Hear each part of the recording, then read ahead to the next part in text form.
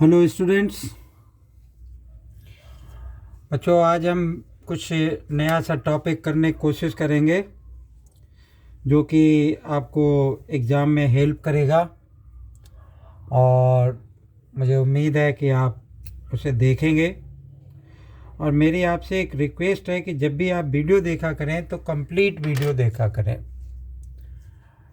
क्योंकि वीडियो की शुरुआत में हम उसका कोई भी चैप्टर या कोई भी टॉपिक अगर करते हैं तो पहले हम उसको एक्सप्लेन करने की कोशिश करते हैं, फिर धीरे धीरे उसके अंदर एंट्री करते हैं, तब वो कुछ समझ में आना शुरू होता है। तो ये नहीं कि वीडियो का एक बहुत थोड़ा सा पार्ट देखा और उसको बंद कर दिया, तो आपको कोई फ़ायदा नहीं होगा। तो बच्चों, जैसा कि आपको पता ही है और हमें भी पता है कि आपके फर्स्ट टर्म एग्ज़ाम चल रहे हैं, एक आध पेपर आपका हो चुका है, आने वाला पेपर साइंस का है। तो आज हम साइंस के कुछ एमसीक्यू करेंगे। तो पहले हम फिज़िक्स के करेंगे, उसके बाद हो सकता है कि दूसरी वीडियो में केमिस्ट्री के, और फिर बायो के। तो कुछ हम ऐसे एमसीक्यू करने की कोशिश करेंगे कि जो कि जनरल से एमसीक्यू होंगे और जिनसे रिलेटेड क्या होगा कि क्वेश्चन पेपर में होगा। ठीक है, तो पहले हम क्वेश्चन लिखेंगे और फिर उसका आंसर बताएंगे। और आंसर में अब चैप्टर तो बताया नहीं जा सकता अभी, क्योंकि बहुत बड़ा चैप्टर है रिफ्लेक्शन ऑफ लाइट। तो रिफ्लेक्शन और रिफ्रैक्शन है बेसिकली, और हमारा आइज वाला भी चैप्टर, चलो वो छोटा चैप्टर है। तो let us see the some questions. भाई बच्चों देखो, इस चैप्टर में क्या क्या है कि रिफ्लेक्शन ऑफ लाइट, उससे रिलेटेड लॉ, प्लेन मिरर है, स्पेरिकल मिरर है, centre of curvature, principal axis, principal focus, focal length, mirror formula, magnification, refraction, law of refraction, lenses हैं, उनसे बनने वाले क्या है रे डायग्राम्स हैं, मिरर से बनने वाले रे डायग्राम्स हैं, वो स्पेरिकल मिरर्स हैं, वर्चुअल इमेज है, रियल इमेज है। तो डेरिवेशन है फार्मूला का। डेरिवेशन तो बेसिकली फार्मूलों का नहीं है, लेकिन हमें negative, positive, U, V, F, ये सारे, और पावर ऑफ द लेंस, ये सब चीज़ें इस वाले चैप्टर में हैं जो कि आपको क्लास में बहुत अच्छे से कराई गई होगी। ठीक है, तो मैं आपको कुछ एमसीक्यू बताऊंगा। तो पहले एमसीक्यू लिखूंगा और फिर एमसीक्यू का एक्सप्लेनेशन करूंगा कि ये एमसीक्यू का ये आंसर करेक्ट क्यों है। तो क्वेश्चन नंबर 1 लिखा, the laws of the reflection, the laws of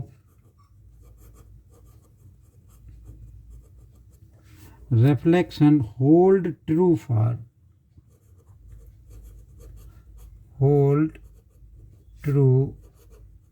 for क्या क्या ऑप्शन दे रखे, A plane mirror only,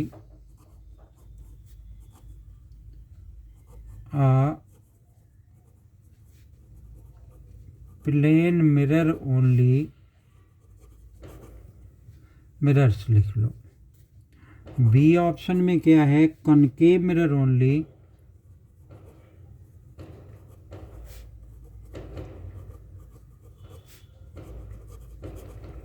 C option में कॉन्वेक्स मिरर ओनली,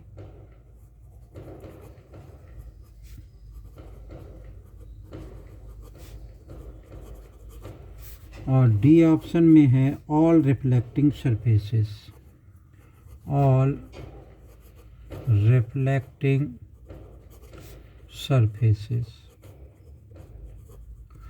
तो बच्चों, ये क्या कह रहा है कि जो मतलब लॉज ऑफ द रिफ्लेक्शन है वो किसके साथ सेटिस्फाई किया करते हैं। तो पहली बात तो ये कि अगर हमको जो है लॉज ऑफ रिफ्लेक्शन मालूम होने चाहिए। हम जनरली क्या होता है कि हम तो नहीं, जनरली टीचर जो है वो क्लास के अंदर लैब में आपको जब भी ये लॉ को वेरीफाई कराता है तो वो एक प्लेन मिरर का यूज़ करता है।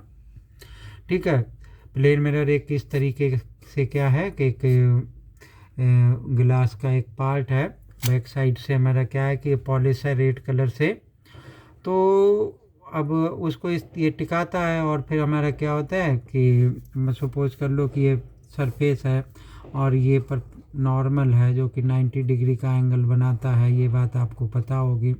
ये इंसिडेंट रे है और ये रिफ्लेक्टेड रे है। तो ये हमसे पूछ रहा है क्या ये प्लेन मिरर ही होगा या कॉनकेव मिरर होगा या कॉन्वेक्स मिरर होगा या ऑल रिफ्लेक्टिंग सरफेसेस होगी। तो बच्चों ये ऑल रिफ्लेक्टिंग सरफेसेस हो सकता है, ठीक है। इसमें प्लेन मिरर में तो होता ही होता है, इन दोनों में होता ही नहीं है। All reflecting surface will be the correct answer. कोई सा भी मान लो कि हमने कोई सी भी रिफ्लेक्टिंग सरफेस, सपोज करो कि ये स्केल यहाँ पर रखी हुई है, ये एक साइड से पॉलिश कर दोगे, अगर ये रिफ्लेक्शन का काम करेगी तो ये भी इन लॉज को क्या करेगी कि होल्ड करेगी, ठीक है ना। तो ये हमारा क्या इसका आंसर होगा, ऑल रिफ्लेक्टिंग सरफेस फिर hold the laws of the reflection. तो ये पहला क्वेश्चन हुआ। Now come to the next question. बच्चों आपको मालूम होगा कि एंगल आई बराबर angle r and angle of वो incident ray, reflected ray and normal ray all are lie in the same plane. ये दो लॉ हुए उसके हुआ करते हैं। क्वेश्चन नंबर 2 देखा, when an object is kept, when an object is kept within a focus of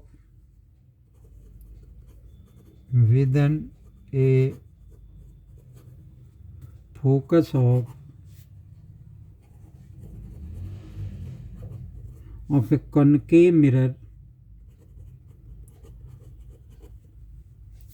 an enlarged image is formed, and enlarged image is formed behind the mirror,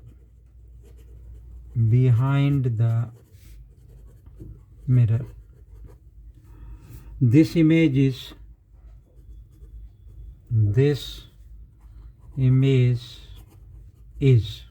क्या option इसने दे रखे हैं कि रियल होगी, B option में क्या है inverted होगी, इन्वर्टेड, सी ऑप्शन में क्या है वर्चुअल एंड इन्वर्टेड होगी, वर्चुअल एंड इन्वर्टेड,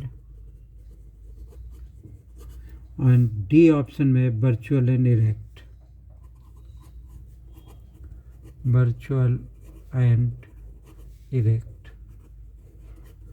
ठीक है। पहली बात तो ये क्या दे रखा है, कनकेव मिरर दे रखा है। बच्चों कनकेव मिरर कैसा होता है, ये कनकेव मिरर हो गया है अगर ये इस साइड से पॉलिश है, ठीक है।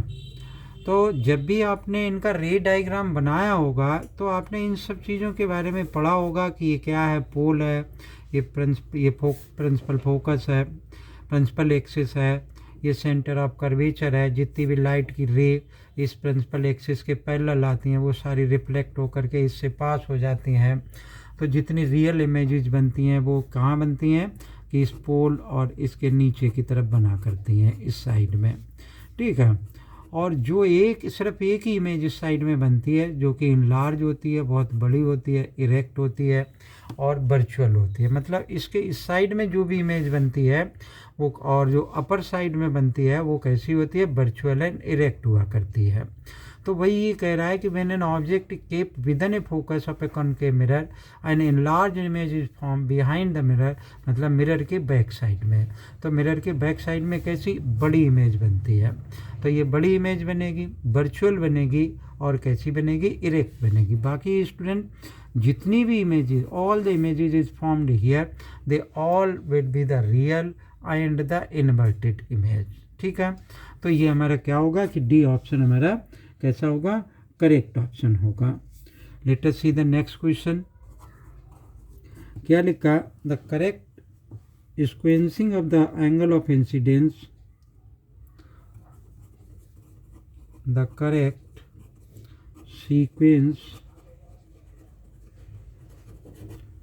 sequencing of angle of incidence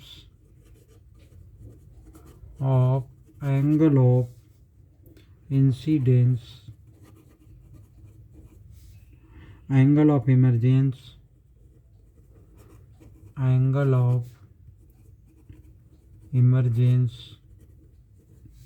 angle of refraction, angle of refraction and lateral displacement and lateral displacement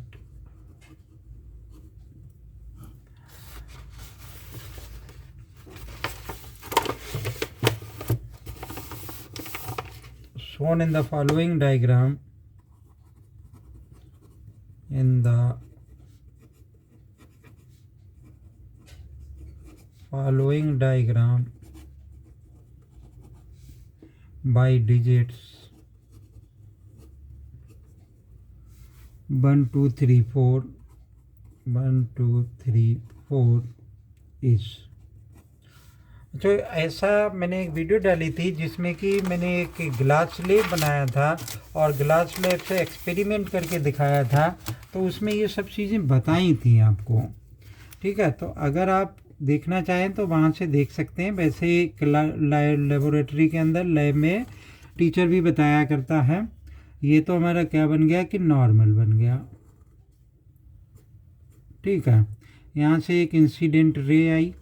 ये आपको पता है कि ये प्लेन ग्लास स्लैब है और ग्लास स्लैब ये है, तो whenever a ray of light is entering from a rare medium to denser medium, then it bends towards the normal, and whenever a ray is moving from the denser to the rare, then it bends away from the normal। तो देखो ये light की रे थोड़ी सी टेढ़ी हो जाएगी, इसकी तरफ बेंड हो जाएगी, यानी इस तरीके से आ जाएगी। ठीक है, ये और फिर मैंने यहाँ पर एक नॉर्मल ड्रॉ कर दिया इस तरीके से। अब अगर इस रे को मैं सीधा लेकर के आता हूँ और ये जो ऐसी आएगी, वो दोनों एक दूसरे क्या हो जाएंगे, पैरेलल हो जाएंगे। ये इस तरीके से क्या बन जाएगा, ये पैरेलल हो जाएंगे। अब ये इन दोनों के बीच में ये जो डिस्टेंस है उसको हम क्या कहते हैं, उसको हम कहते हैं लेटरल डिस्प्लेसमेंट। इसने में क्वेश्चन में क्या दे रखा है कि ये 1 है, ये 2 है, ठीक है, ये 4 है और ये हमें क्या दे रखा है, यहाँ से यहाँ तक का 3 दे रखा है। ठीक है, तो ये हमसे पूछ रहा है कि इसमें करेक्ट सीक्वेंस क्या होगा। तो करेक्ट सीक्वेंस भी हमारे सबसे पहले तो एंगल ऑफ इंसिडेंस आएगा। ठीक है, एंगल ऑफ इंसिडेंस के बाद क्या होगा, मुझे ये मालूम पड़ेगा कि ये कौन सा एंगल है। ठीक है, इमरजेंट है। फिर क्या होगा कि ये एंगल ऑफ रिफ्रैक्शन होगा और ये क्या होगा, लेटरल डिस्प्लेसमेंट होगा। तो वैसे तो ये कि इसमें जो हमें ऑप्शन दे रखे हैं वो क्या क्या ऑप्शन दे रखे हैं कि 2 4 1 3। बी में हमें ऑप्शन दे रखा है कि 2 1 4 3। सी ऑप्शन गिवन है 1 2 4 3। डी ऑप्शन क्या दे रखा है, डी ऑप्शन में 2 1 3 4, ये ऑप्शन हमें गिवन है। ठीक है, तो मैंने आपको क्या बताया, सबसे पहले ये होगा, तो ये 3 जगह दे रखा है। फिर उसके बाद क्या होगा, ये होगा, ये यहाँ 2 जगह दे रखा है। फिर क्या होगा, नंबर 4, तो नंबर 4 यहाँ दे रखा है। इसका मतलब क्या है कि ये ऑप्शन करेक्ट होगा। Late us see the next question. Question number ये हमने डाला यहाँ पे, कितने हो गए, 3 हो गए। क्वेश्चन नंबर 4 पर पहुँचे। Magnification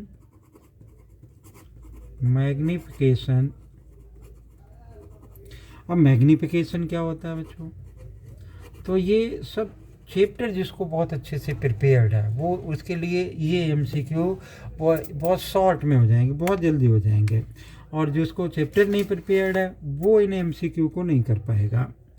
produced by a rear view. अब मैं अगर आपसे पूछूं कि what is the rear view, rear view mirror, पहले क्वेश्चन लिख लेता हूँ उसके बाद आपको बताता हूँ। Mirror fitted in vehicles, fitted in vehicles क्या दे रखा है, A option is less than 1, is less than 1, B is more than 1, more than 1, C option में, ये भी स्मॉल लिख लेते हैं, आदत पड़ चुकी मेरी स्मॉल लिखने की, इज इक्वल टू 1,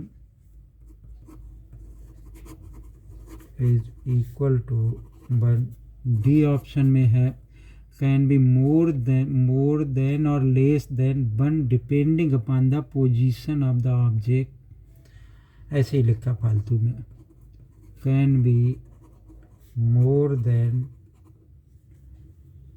और less than 1 depending upon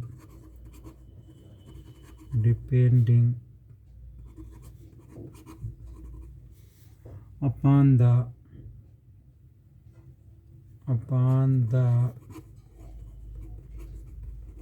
position of the object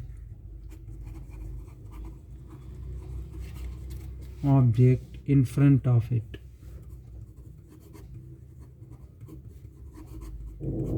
ठीक है, तो अब ये क्या कह रहा है कि magnification produced by a rear view mirror fitted in the vehicles is less than 1, वही is more than 1, is equal to 1। ये क्या कह रहा है कि मतलब रियर व्यू जो पीछे के हमें व्हीकल्स देखने के लिए होता है, तो कन्वेक्स मिरर पहली बात तो रियर व्यू को देखने के लिए क्या होता है कि यूज होता है। दूसरी बात ये कि इट फॉर्म्स कैसा वर्चुअल इमेज बनाता है, इरेक्ट बनाता है और डिमिनिश्ड इमेज बनाता है ऑब्जेक्ट की। मैग्निफिकेशन का जो रेशियो होता है वो आपको पता होगा कि height of the image to the height of the object. तो इसका मैग्निफिकेशन क्या होगा भाई, लेस देन 1 के बराबर होगा। वो क्या होगा हमारे भाई, ये होगा, ठीक है ना, ये इसका आंसर होगा। Now see some more questions. Question number 5 कि which of the following ray diagram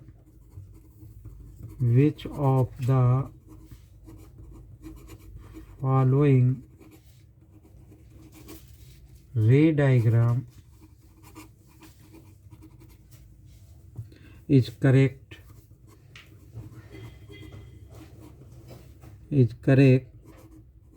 for the ray of light incident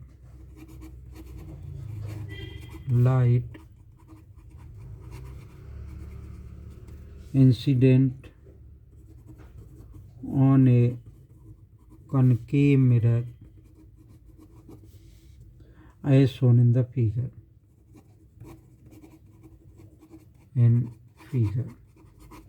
figure हमें बच्चों क्या दे रखा है, ये इस तरीके से दे रखा है बुक में, और ये प्रिंसिपल एक्सिस हो गई, यहाँ पर ये फोकस है और ये लाइट की रे आई और ये फोकस से पहले से पास हो गई। तो इसका मतलब ये पहली बात तो ये यहाँ पे गलती है इसमें। सी ये है, ये एरो इसका ये गया। तो अभी ये हमसे कह रहा है which of the following ray diagram is correct for the ray of light incident on a concave mirror as shown in the figure. बच्चों होता क्या है कि आपको पता होगा whenever you draw the ray diagram of the concave mirror then 6 different images are form. 6 अलग अलग इमेजेस बनी, लेकिन उनको बनाने के लिए क्या था, हमारे पास एक फिक्स रूल था कि लाइट की जो एक इंसिडेंट रे होगी, एक रिफ्लेक्टेड रे होगी, कहाँ से टकराएगी, कहाँ पे इंटरसेक्ट करेगी, कहाँ पर काटेगी, है ना। तो उसमें सबसे पहला रूल क्या था कि whenever a ray of light is coming parallel to the principal axis after the reflection from the mirror it must be pass from the focus. किससे पास होगी, फोकस से पास होगी, ठीक है। तो ये लाइट की रे यहाँ से पास होनी चाहिए थी, ठीक है ना। तो अगर ये यहाँ से इससे पहले से पास हो गई यानी पोल और फोकस के बीच में से पास हो गई, ऐसा कभी भी नहीं होता। कहाँ से पास होगी, ये यहाँ से पास हो गई, ठीक है। तो ये तो अब हमने बता दिया इसका। अब हम इसमें MCQ या रे डायग्राम नहीं ड्रॉ करूँगा, लेकिन जो करेक्ट रे डायग्राम है वो मैं ड्रॉ कर दूँगा। तो इस तरीके से ये लाइट की रे आ गई, ठीक है, और ये फोकस हो गया। तो ये यहाँ से आया और इस तरीके से ऐसे टकरा करके पास हो जाएगी, ठीक है। ये सही है, जितनी डिस्टेंस यहाँ से ये P लिख लिया, PF है उतनी FC होगी, ओके। अब लाइट की रे, अच्छा जैसे कोई लाइट की रे कहाँ से, इससे फोकस से ऐसे टकराती तो वो इस प्रिंसिपल एक्सिस के फिर वो पैरेलल चली जाती हैं. Okay, now come to the next question. Question number 6. A student obtains a blurred image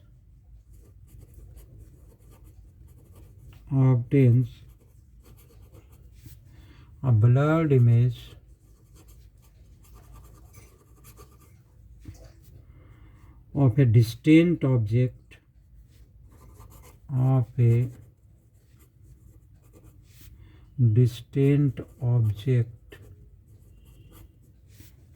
on a screen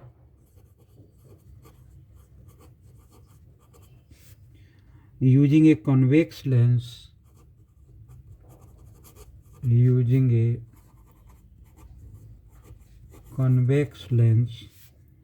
to obtain a distinct image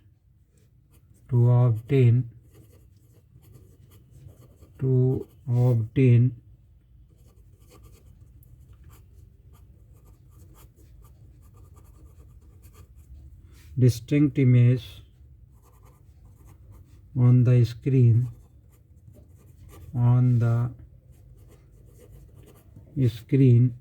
He should move the lens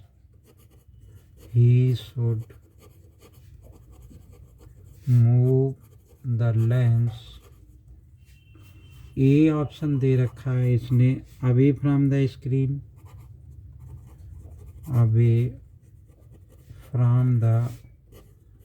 screen, B option दे रखा है towards the screen, C option दे रखा to a position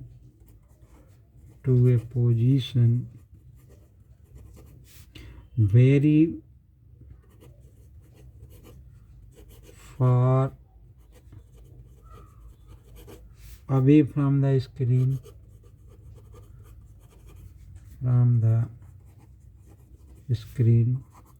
D दे रखा है either towards or away from the screen,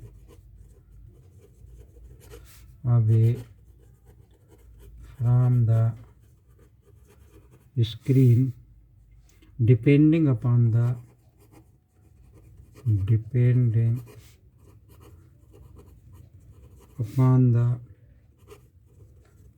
position of the object. ठीक है, तो अब ये एक तो क्वेश्चन इतना बड़ा लिखने में टाइम लगता है. A student obtained a blur image of a distinct object from a screen using a convex lens. Convex lens और बेटा और एक कॉनकेव लेंस होता है. दो तरीके के लेंस होते हैं ना भाई. देखो हमारे पास एक तो ये लेंस है और एक ये लेंस है इस तरीके से. ठीक है, ये तो हमारा कॉन्वेक्स लेंस हो गया, और ये कॉनकेव हो गया. ये हमारा क्या हो गया, मिरर है. और कैसा मिरर है, कॉनकेव है. और ये हमारे पास क्या है कि मान लो ऐसे ही हमने इस तरीके से बना लिया अंदर की तरफ से पॉलिश. ठीक है, तो ये हमारे पास कॉन्वेक्स हो गया. क्यों ये ड्रॉ कर रहा हूँ मैं, कुछ बताने की आपको कोशिश कर रहा हूँ. ये कॉन्वेक्स लेंस, इसका नाम दूसरा क्या है, कन्वर्जिंग. लाइट की जितनी भी रेज आएंगी एक पॉइंट पर कन्वर्ट कर जाएगा. इसका नाम क्या है कि डाइवर्जिंग इसका नाम क्यों है, क्योंकि लाइट की जितनी भी रे इधर से पैरेलल आएंगी सबको डाइवर्ज कर जाएगा. तो कॉनकेव मिरर है ये. कॉनकेव मिरर और कॉन्वेक्स लेंस लाइट की रे को क्या करते हैं, कन्वर्ज करते हैं.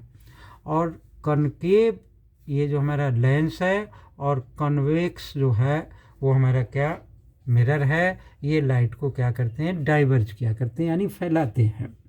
ठीक है, तो अगर आप ये कंसेप्ट अगर आप इससे अवेयर हैं तो आपको लगेगा कि क्या है, away from the screen, towards the screen, to position very from away, far away from the screen either towards और away from the screen depending upon the position of the object.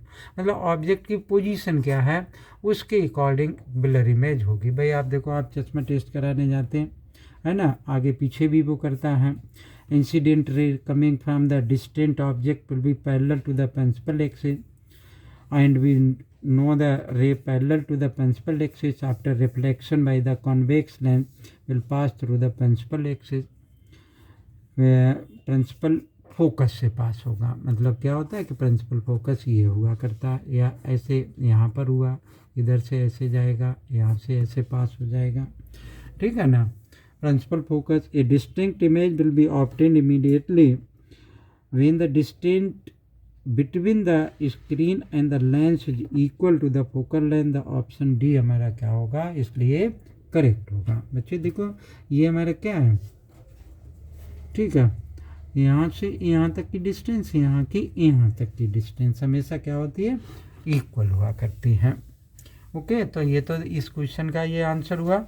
और देखते हैं क्वेश्चन, उसके बाद जो है next video में हम आपको बताएंगे, क्योंकि हमें लिखने में बहुत टाइम लग रहा है और हम नेक्स्ट वीडियो में ये पहले से लिख करके रखेंगे। क्या कह रहा है कि इन द गिवन फिगर, थोड़ा सा चेंज क्वेश्चन है इसलिए इसको करवाऊंगा, या ये in the given figure, in given figure A ray of light, a ray of light as it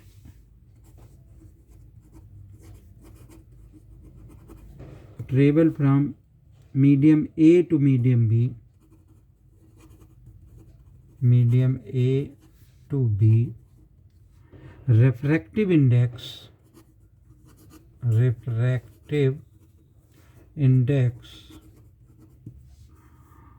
of the medium B relative to medium A is। अच्छा देखो, डायग्राम इसने इस तरीके से कुछ दे रखा मुझे, ये आया और यहाँ से ये इस तरीके से गया, तो ये एंगल अभी इसने मुझे 45 डिग्री का दे रखा है और ये एंगल 30 डिग्री का दे रखा है। ये बी मीडियम है और ये ए मीडियम है, तो ये 30 का, ये 60 का है, ये 45 का ही होगा। ओके, ये एरो इस साइड नहीं, एरो इस साइड इस तरीके से है और ये भी एरो इस तरीके से है।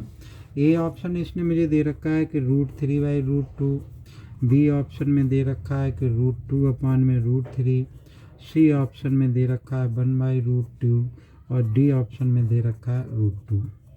अच्छा देखो क्या होता है, आप लोगों को पता होगा कि ये हमारा रिफ्रैक्शन का फार्मूला इसमें अप्लाई हो रहा है कि साइन आई ओवर अपॉन में साइन आर।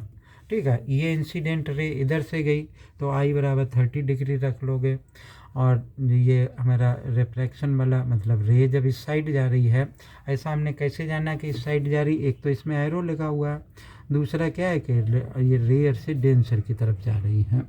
क्यों जान लिया हमने रेयर टू डेंसर की तरफ जा रही है? क्योंकि it bends towards the normal and bends away from the normal. Okay, तो अब हमारा क्या हो गया कि देखो ये हमारे पास जो साइन आई, अब साइन आई तो ये हो गया, तो साइन आई यानी यहाँ पर आई रखोगे तो साइन 60 आ गया। ओके, और ये आर बराबर साइन 45।